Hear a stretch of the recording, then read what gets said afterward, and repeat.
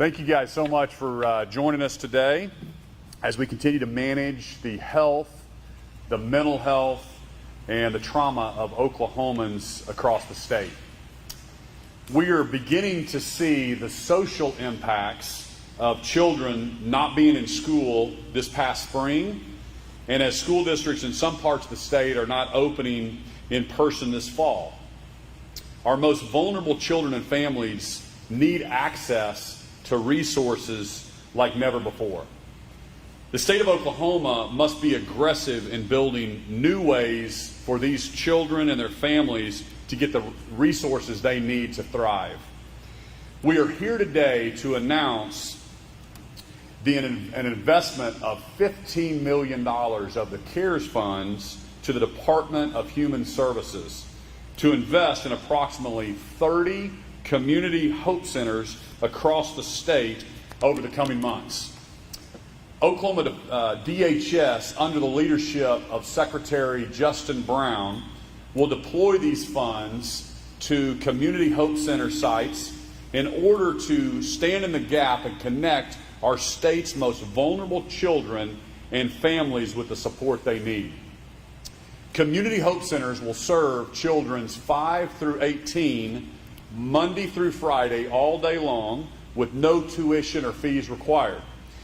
Their locations will be prioritized in areas of highest need, focusing first where full-time in-person school is not available.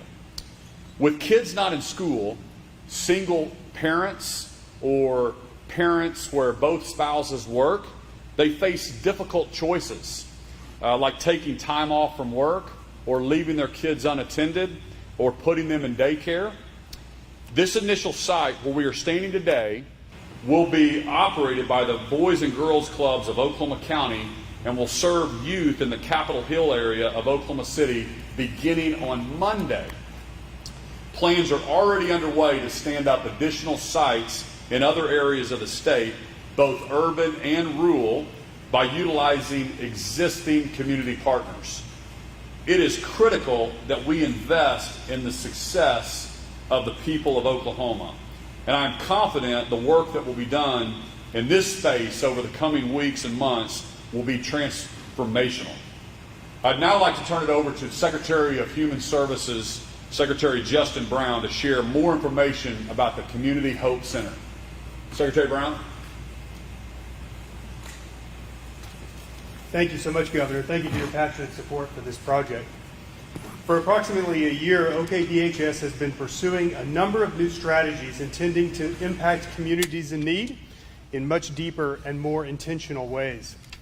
Today's announcement allows for two of our strategies to align under a potential national model for reaching out to communities to deliver resources through a framework based in the science of hope. These two strategies are both a part of our True North philosophy, rallying the agency to become the largest ever hope-centered organization and to remove systemic barriers that keep those we serve from being successful. This location represents the first community hope center in Oklahoma and likely the entire country. Our intent is to accomplish three goals: addressing the increasing resource needs for vulnerable neighborhoods as a result of COVID-19, changing the way we deliver resources by embedding our workforce deeper into the communities, reaching out to serve customers where they are instead of requiring them to come to us, and to continue to invest in the science of hope by spreading it beyond the walls of the Oklahoma Department of Human Services to our community partners across the state. What is the Community Hope Center model? The Community Hope Center model allows for the state to provide financial and other resources to existing providers that serve school-aged children in vulnerable neighborhoods. Our communities, especially our most vulnerable children, are hurting as a result of COVID-19. By utilizing CARES Act funds to invest alongside our partners, like the Boys and Girls Clubs, we will be able to provide previously unaffordable resources to children ages 5 through 18 and their families. Here are the details. Community Hope Centers will be able to provide mental and emotional health resources to combat increasing childhood trauma related to COVID-19 and its devastating effects on low-income families. The centers will provide at least 2 meals per day snacks, and weekend food backpacks to address increasing food insecurity being seen in Oklahoma's children.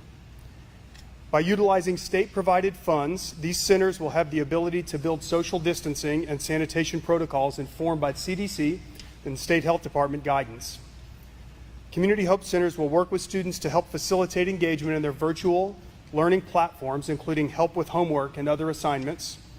Community Hope Centers will be able to provide deeper enrichment activities utilizing our partners' programming and best practices to combat social and emotional stress, as well as build important childhood development skills.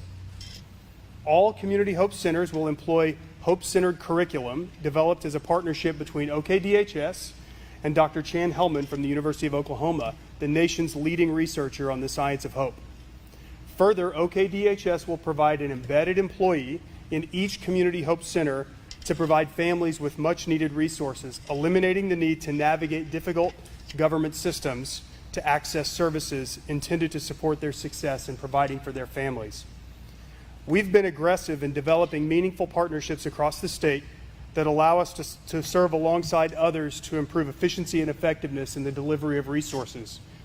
Today's announcement represents an incredibly exciting opportunity to launch our state into a fully committed effort to provide resources directly to families in need so that they can thrive. We are well on our way to becoming the first ever hope-centered state. Back to you, Governor. Thank you, Secretary Brown. The state of Oklahoma is fortunate to have a leader like Secretary Brown who cares about the most vulnerable and sets up programs like this. So thank you so much for your leadership. As we mentioned, the Boys and Girls Clubs will operate this initial site. In addition to potentially a dozen other sites across the state, Boys and Girls Clubs serve millions of kids across the country, including thousands right here in the state of Oklahoma. So I'd like to invite Tina Belsick, the president and CEO of the Boys and Girls Clubs of Oklahoma County, to make a few comments. Tina.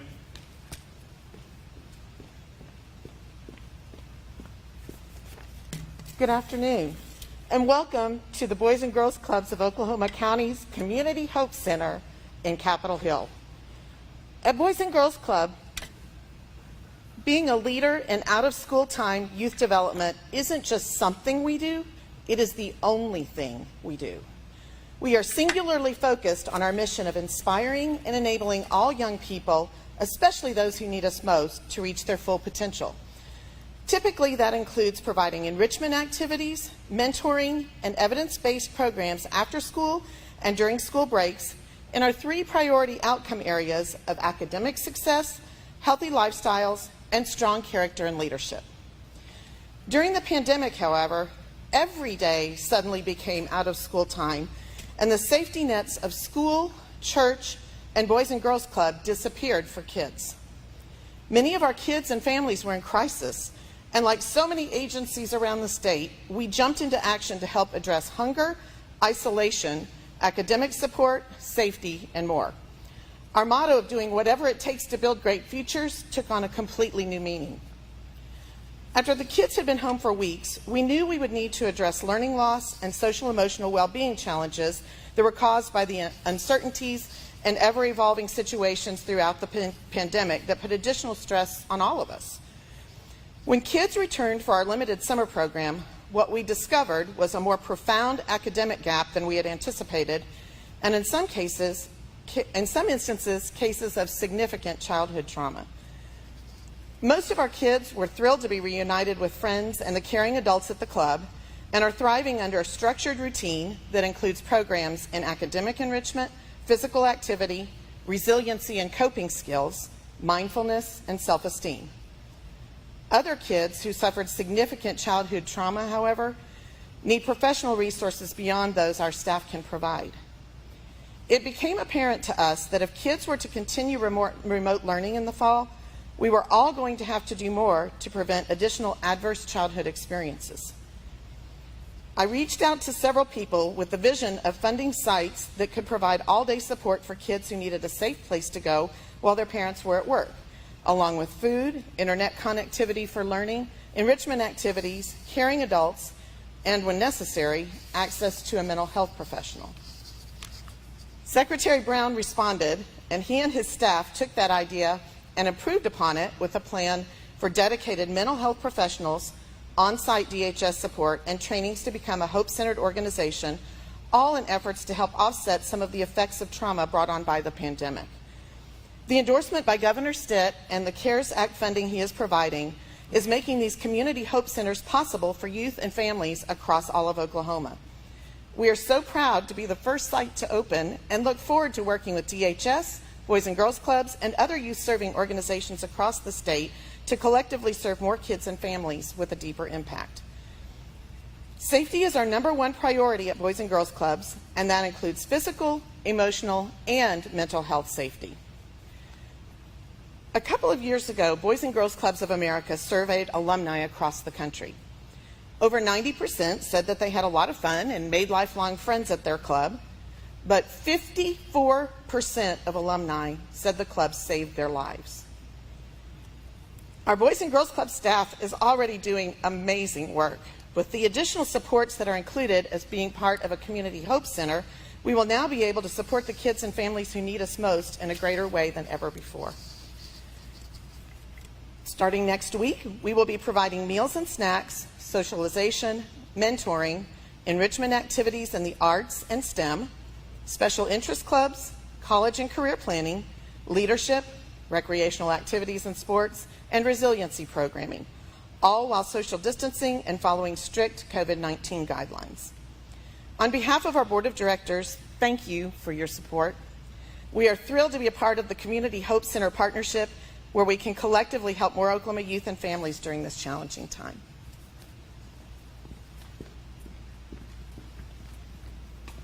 Thank you so much, Tina, for you and for all of your coworkers and what you do for the countless boys and girls across Oklahoma, changing the lives and working with our youth across our state every single day.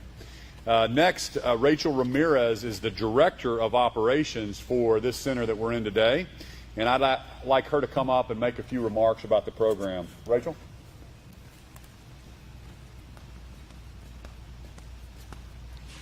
Hello. I first would like to thank the Governor, also Secretary Brown, and Tina with Boys and Girls Club. When I found out that the schools were going to go virtual, Oklahoma City Public Schools, I knew that there were so many families, especially in my community, that are essential workers and who are going to need help. Maybe can't afford childcare, or the achievement gap is going to be, even larger. And so we really needed to do something. And so when Tina called me, I thought it was an answered prayer, because I know that there's a great need in our community. And so I'm grateful that we are able to have this partnership. I'm grateful for everyone who is helping out our community and those communities in need during this very difficult time. And so thank you very much for all of you for being a part of my community. I'm humbled by the outreach and the outpouring of help, and we want to continue helping as much as we can. Thank you.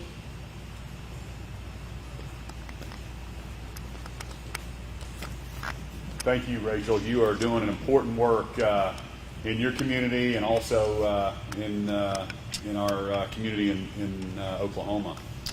Our next speaker is Dr. Chan Hellman. He's the leading researcher in the country on the science of hope. He has published his work in his book, Hope Rising, and he is the director of the Hope Research Center at the University of Oklahoma. So please welcome Dr. Hellman to talk to us.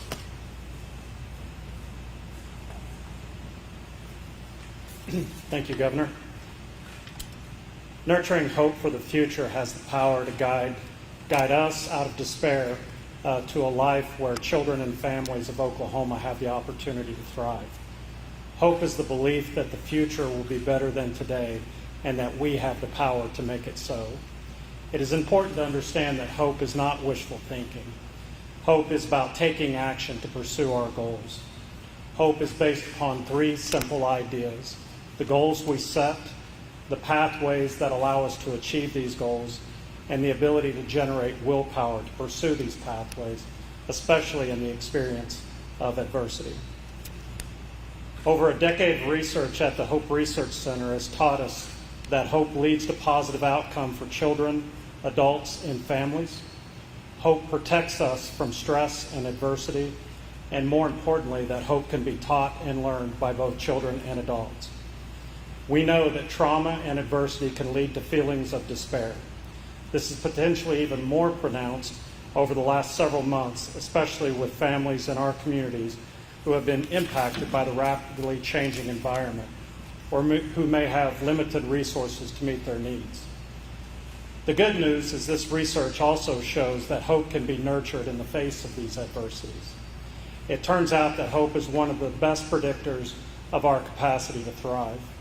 For example, children with higher hope perform better in school, have better grades, better school attendance, and have improved ability to regulate their thoughts, emotions, and behaviors as they pursue their goals. This research also shows that nurturing hope in adults can alleviate parenting stress and lead to better parent-child relationships. Hope is the mindset that drives resilient behaviors. Community organizations, schools, businesses, places of worship, and other partners, along with people who work every day to meet the needs of Oklahomans, are part of this story of hope.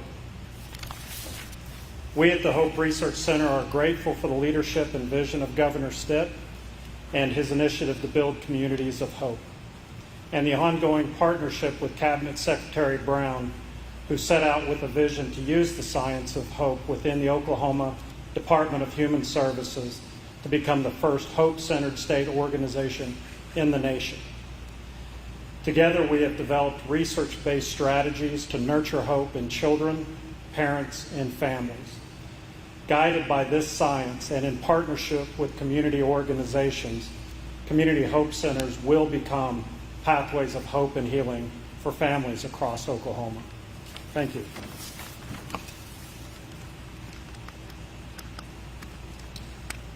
Thank you, Dr. Hellman. I'm a little biased, but I believe we've saved the best speaker for last. First Lady Sarah Stitt is leading the conversation across the state on the impact of adverse childhood experiences, or ACEs, and is the leading advocate for the science of hope. Please help me welcome the First Lady of Oklahoma, my wife, Sarah Stitt.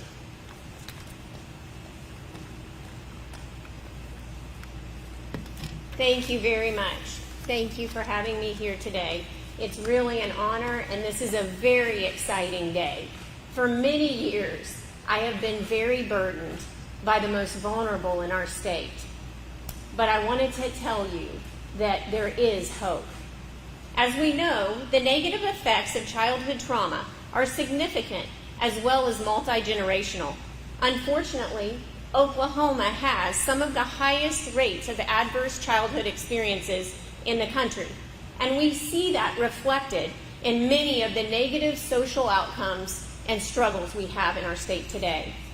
As you've heard today, COVID-19 has worsened the levels of childhood trauma in our communities. Child abuse is much more likely to occur in stressful situations, and with the impacts of COVID-19, Oklahoma's children are experiencing greater levels of abuse and neglect. But again, there is hope.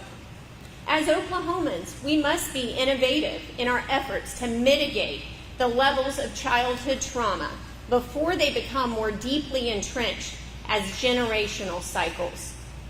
I have had the privilege of going all over the state and visiting many wonderful nonprofit organizations that are working day in and day out to stop generational cycles of childhood trauma and abuse, and to provide a bright hope and a future for the families in their communities. And I'm so excited that Secretary Brown has found an innovative way to partner with some of these organizations to provide a much needed layer of hope and support to our families in our communities. Public-private partnerships like this are going to make an incredible difference in the lives of Oklahomans right now and for the next generations to come. By providing mental health services, social and emotional learning programs, and educational and nutritional support, these Hope Centers will be a foundational step to mitigating childhood trauma in Oklahoma and ultimately to help us become a hope-centered state. Thank you, Secretary Brown, Dr. Hellman, the Boys and Girls Club of Oklahoma, and many others who have worked to develop these Hope Centers. I know the services provided at these centers will make life-changing differences and bring hope to many families in our communities. Thank you all for your dedication to this amazing project and for continuing to move hope across our state. Thank you so much.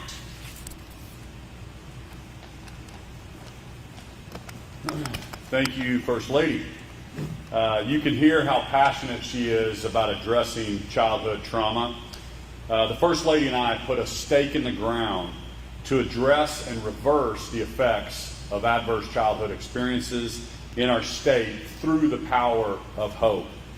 This important transformative work will develop pathways for thousands of Oklahomans, for their children, for families to overcome during this difficult time. Strengthening families has generational impacts and will help us continue our momentum to become a top 10 state. So thank you again to the Boys and Girls Club and for Secretary Brown for all you're doing to put this together. And we will open it up for a few questions. I have one for, I know that would be for the Secretary. How important will the piece of this be of just giving children a place to be when school starts back up again, when they won't actually be at school anymore? Yeah, so ultimately, schools closing does impact sort of the most low-income communities in our state. So there will be a pretty critical element of just giving kids a safe place to go where they can receive the resources and supports that are necessary. So that's everything from mental and emotional health resources to nutrition resources, as well as positive learning environments, of course, so that they can continue to stay engaged in their schoolwork. Because otherwise, lots of our kids would remain at home while their families go to work. And the governor said there would be, I guess, 30 of these centers at some point. How long will that take, and how will you guys identify? So our target is to develop 31 of these centers between now and the end of the calendar year, December 31st. We have received nothing but incredible outpourings of support from partners in our communities across the state. So we're hopeful that we can get that done. The target would also be to serve more than 4,000 kids across our state. So we also think it will be a model for potential future expansion should the COVID-19 crisis continue to persist in our communities. And how would you choose where they would be, and where would you be given priority? Well, certainly prioritize based on communities in need. Our attempt here, of course, is really to provide resources that these communities need desperately. So that means we're layering in OKDHS workforce as well, so that we can connect customers or those who come, families here, with the resources in the community that the state can provide to help serve their needs. So prioritize towards low-income communities and communities that need our supports the most. I'll ask the governor a coronavirus question, if that's okay. As we start the new week, our hospitalizations have kind of been roughly flat for 2 weeks. The number of deaths has gone up a little bit. What do you see as the state's biggest challenge right now in fighting coronavirus? Yeah, so we had 377 new cases a day. Yesterday was 494, and the hospitalizations have been bouncing between 550 to 650 for really the last month. And just to remind Oklahomans, as we've been reopened now for 103 days, and hospitalizations today continue to kind of have ticked down over the last few days. So that's good news. We have, I think, 504 people in the hospital across the state. But again, we've built capacity well above that. We're watching these numbers on a daily basis. Oklahomans are doing a fantastic job of social distancing, but we're in really good shape. But I think that's why in my press conference last week we rolled out $10 million for PPE for the protection of students and teachers all across the state of Oklahoma, because we think it's really important that kids get back in school in the fall.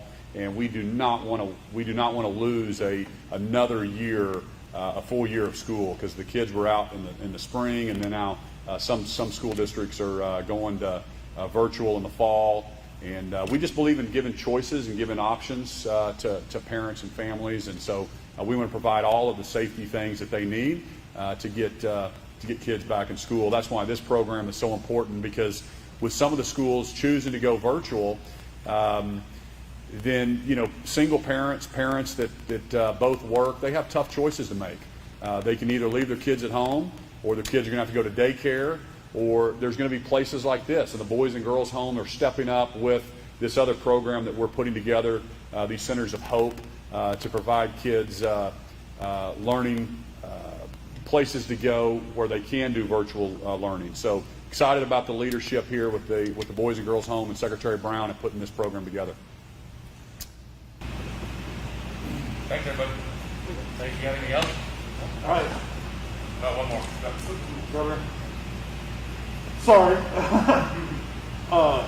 We talked about using CARES Act funding to kind of get these up and going, but what about in the future? Do you plan on fighting for these in future budgets? Take that. So ultimately, CARES Act funding expires at the end of the calendar year. It remains to be seen what the federal stimulus package looks like, so we don't know what the future exists there. We are, however, exploring other funding options that may be available for the long-term sustainability of these programs. We've had really incredible interest from our community partners, foundations all across the state, to continue to provide funding that would be necessary for long-term sustainability. So we expect that we can continue to invest in these programs, if maybe nothing else, in a limited capacity after the CARES funds run out.